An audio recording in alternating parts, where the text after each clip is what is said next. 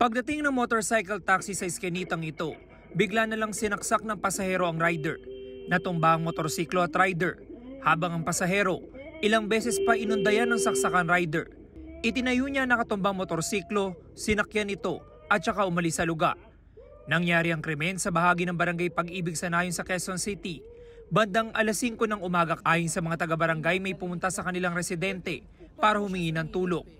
Agad nilang dinala sa ospital ang biktima. Nakita po namin si rider, hawak-hawak po niya yung leg niya na yun nga po, puro dugo, duguan po siya. Nagpapagaling pa sa ospital ang 43 anyo sa lalaking rider na nagtamo ng hindi bababa sa 10 saksak sa iba't ibang bahagi ng katawan.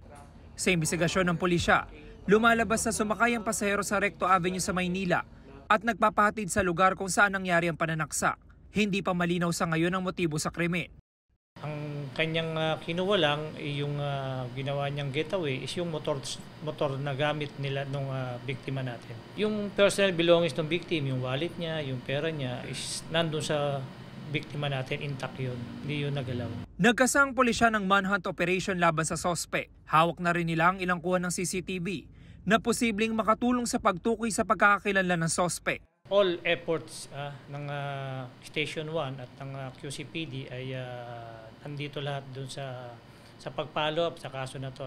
Kaya hanggang ngayon, yung mga tao natin nasa labas pa rin at nagpa-follow up dito. Nakipag-ugnayan na rin daw ang QCPD sa kumpanya ng motorcycle taxi rider.